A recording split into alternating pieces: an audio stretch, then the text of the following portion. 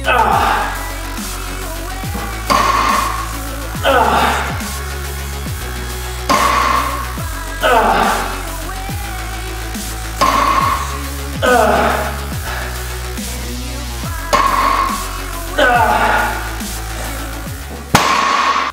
up guys, it's Ryan Miller with Growth Stimulus Training. Today I'm letting you guys follow along on a lift day. I like to film lift days. To me lift days are just a lot of fun, and I think it's cool to bring you guys along. So we're doing deadlifts right now. This is a 385 weight and I just hit my AMRAP set. Right now I'm in a deficit. I've been in a deficit for about 8 weeks. Strength is hanging on, but I'm getting lighter. You know, I started out around 215 and right now I have dropped about 15 pounds. So I'm dropping a little bit quicker than I'd like. I did actually increase my calories this week a little bit just because I felt like I was dropping too fast. I just started to get that feeling that I was maybe rushing it a little bit, and I was feeling a little bit weak, a little bit small, and I've been doing this long enough where I know that either I'm too low and I'm losing a little bit of muscle, it's not good for me, and it was just time to increase those calories a little bit. All right, as you can see, I don't set up super wide for my deadlifts. You know that I do a conventional sumo hybrid mix. I like that a lot better than traditional wide stance sumos. Those don't feel that good for me. So I just go with a little bit wider than conventional and quite a bit narrower than sumo. It allows me to get deep. It allows me to feel good about my reps, and I just like it. I recommend it.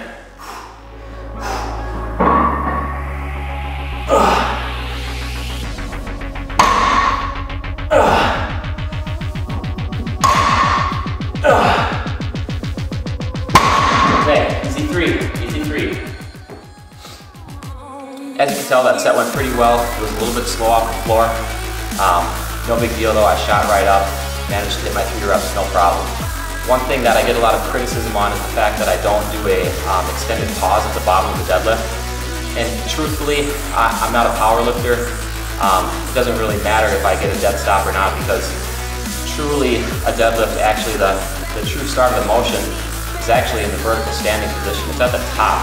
It's just like any other lift, just like the bench press. You start at the top, lower down to the chest. In the case of the deadlift, you lower down to the floor. Typically, unless you're trying to do a pause bench or a pause squat or a pause deadlift, you don't actually pause at the bottom. You just get that contact point and then you explode back up. And that's the way that I perform my deadlifts. Like I said, I'm not a power lifter. There's no need for it. Why pause at the bottom when you don't do it on any other exercise? So basically that's my philosophy on why you're not going to see me hold an extended pause at the bottom of each lift. To me, it just doesn't make sense. It's not logical for my training goals, and it's really not logical for the majority of people's training goals, because most people want to train for size. They also want to train for strength, but they don't want to train for a powerlifting meet. They don't want to train for, you know, totally strength specific work. Most people are going to be concerned with size and above average strength. And unless you're concerned for pure powerlifting and the requirements of a specific powerlifting lift at a meet, there's really no need to hold that extended pause at the bottom of a deadlift. So let's get it on. Let's get this last set out of the way. 3 or 4 reps depending on how I feel, and then we'll be moving on to something new. It's going to be barbell shrugs for my second lift of lift day. Once again, sumo conventional hybrid stance. Not too wide. It allows you to get some good hip depth, and it's a great stance for overall deadlift musculature activation. That's glutes, quads, the spinal erectors are there for support, and obviously your core is there for support as well. So here we go.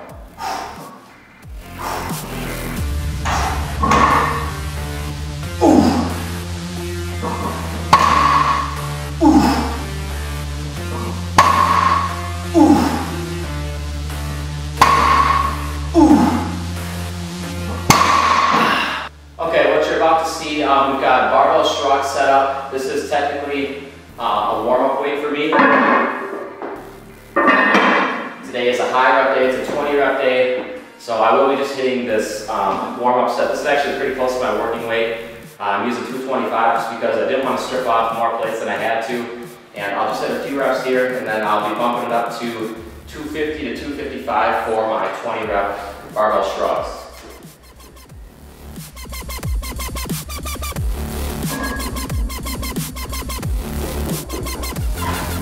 Only use straps when you have to. I don't have to use straps here, so there's really no point to doing it.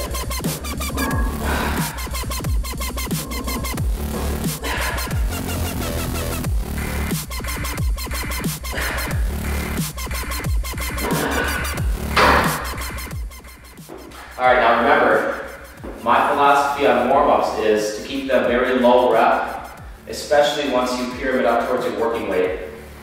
The terminology is really that you're trying to prime your nervous system to activate the proper amount of muscle fibers for the working weight sets. You don't want to exhaust the muscle, you just want to prime the nervous system, and that's why you get under the heavy load, pyramiding up towards your working weight, but you perform low reps, and that's going to achieve that priming of the nervous system and of the muscle, but not exhaustion of the muscle.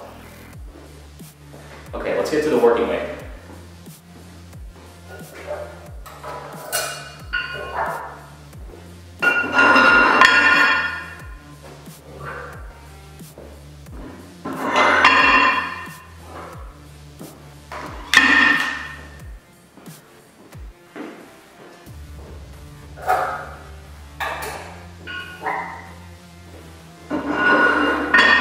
So once again, I'll mention, yes, I am in a deficit, and it's hard to gain strength and consistently gain strength when you are in that long-term caloric deficit. That's where I'm at right now, but I still try to increase my supplement weight load and still try to increase that overall volume when possible. So my last 20 rep day was 245 for 20 reps, 2 sets.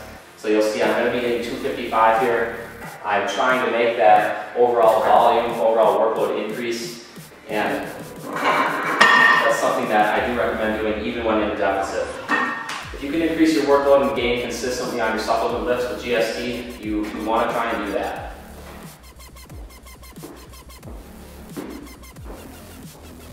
So I use straps when I need them. I have a fairly heavy shrug weight here for 20 reps, and it's a long set, so I'm not going to risk my forearms hindering my traps.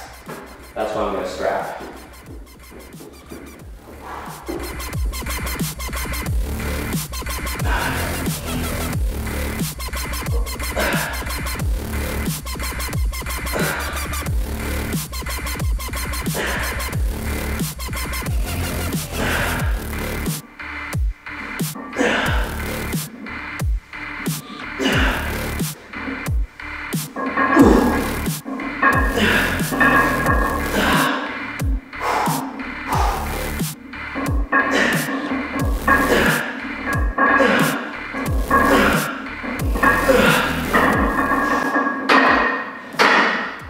There's 20 rep shrugs, 255, that's an increased volume over my first working set of my last 20 rep day.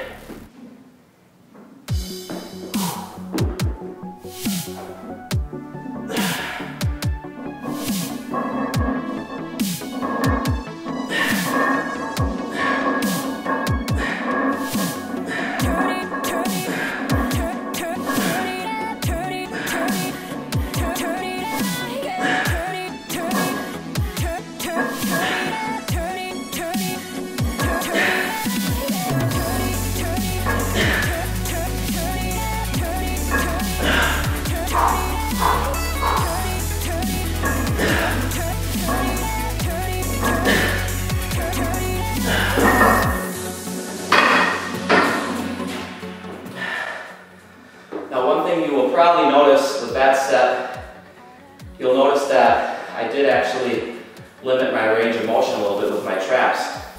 I wasn't going for the full shoulders up. I was just trying to be safe with it because over the past couple weeks, I've had a little minor trap issue. I believe it to be a minor trap tear. Very minor, but it just about healed, and I noticed during that first set that I did aggravate it a little bit. So what I did is just held back a little bit on my range of motion, kept it extra strict. I just wanted to get that volume in, get that load on the muscle, but I didn't want to go crazy and really risk the fact of aggravating it more. So that's my reasoning for that. If you notice that, very perceptive if you notice that. That's set 2, and so I will be moving on because this is a 2x20 day, so I'll be moving on to the next lift day lift. Okay, we got good mornings, barbell good mornings. This is a great move for the posterior chain. What I'm going to be focusing on the most is achieving a deep hamstring stretch with each rep, and I will also be focusing on squeezing my butt together to drive my body up to that vertical standing position. So hamstrings get activated here. Glutes are heavily activated, especially at the top half of the motion. And I'm also using my spinal erectors, traps, muscles of the mid-back, rear delts, and those are all used for support. So this is a warm-up set, 135. And I prefer to use a low bar position on the good morning. It just makes it a little more comfortable, and I feel that the center of gravity is a lot more efficient, safer.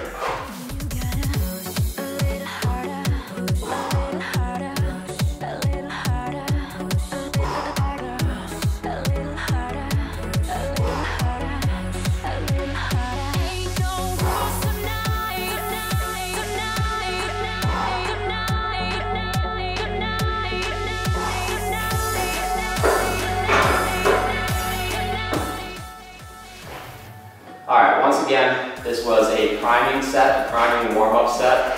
So what I did was I kept it low rep, and I just alerted my nervous system to recruit the proper muscle fibers and just basically get ready and prepared for that next working set, which is going to be 25 pounds heavier at 160 for 20 reps. Okay, 20 reps, good form, highly focused, and a deep hamstring stretch at the bottom of each rep is going to be key here.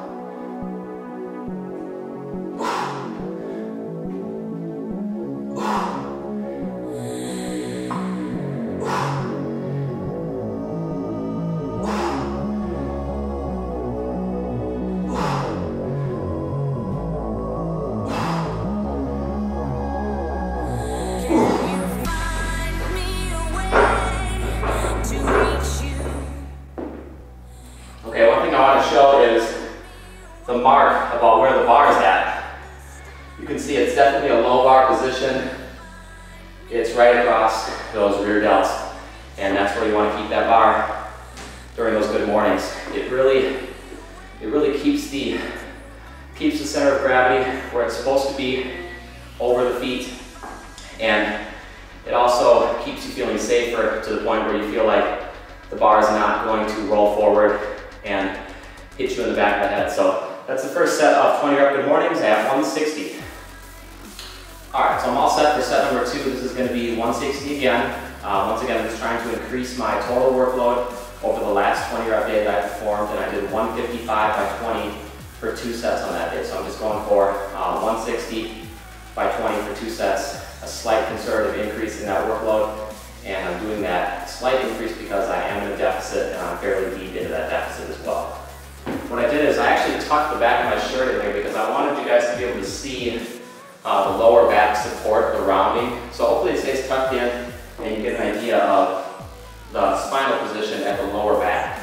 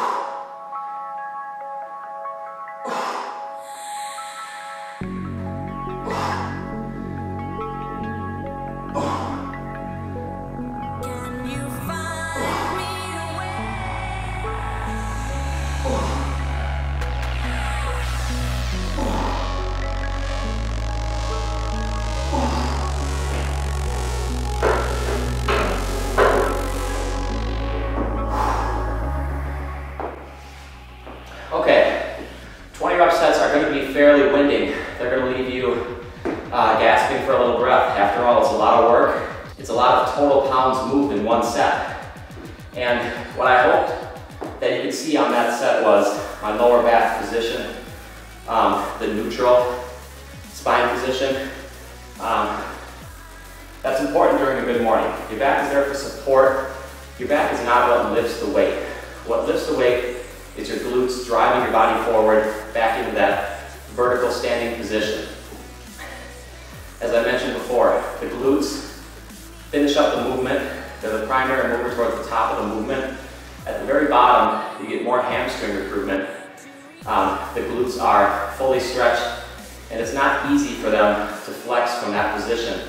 So those hamstrings, they're also stretched too, but they are in a more correct position to flex at first. Then as soon as the glutes can take over, they're going to take over and they're going to drive forward. Those were barbell good mornings, and that would be the third lift of my personal lift day today. All right, what we're coming up to now is going to be a hamstring isolation movement. It's known as the lying leg curl. It's one of the best isolation hamstring movements that I've come across. Along with the seated leg curl, that's also a great movement. I really feel that lying leg curls dominate the hamstrings. And one key tip is that you want to try to keep your stomach on your bench. In other words, you don't want to push your butt up in the air too much. Your glutes are going to lift a little bit by nature, but what you want to do is you want to try to keep your body on the bench as much as possible. What that's going to do is it's really going to help you get a feel and isolate the hamstrings as much as possible.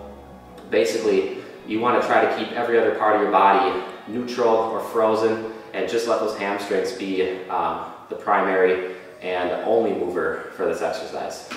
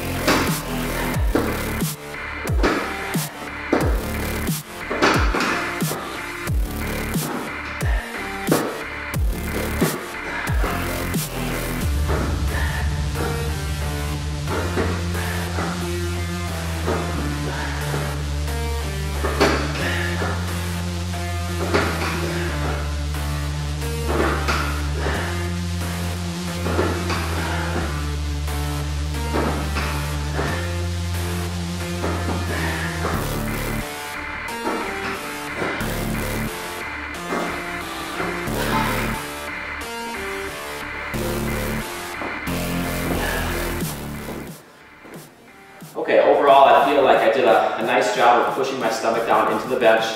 Everything felt real frozen up, and those hamstrings were basically the only muscles moving that weight. And that's what you want to try to accomplish with your lying leg curls. I got 20 reps to do, so let's just get this done. What I'm going to do is I'm going to try to pull up the shorts a little bit, try to get some footage of those hamstrings working.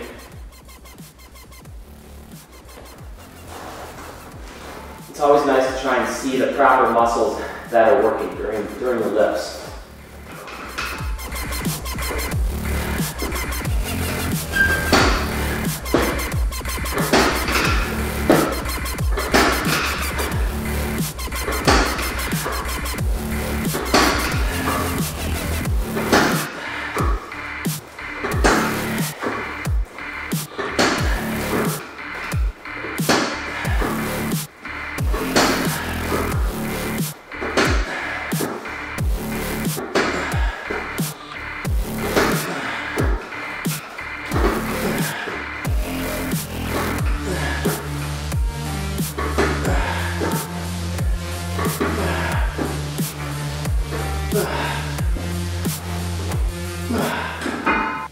Alright, so I hope you enjoyed today's lift day review. I took you guys through everything that I want to take you through, and this is Ryan Miller with Growth Stimulus Training.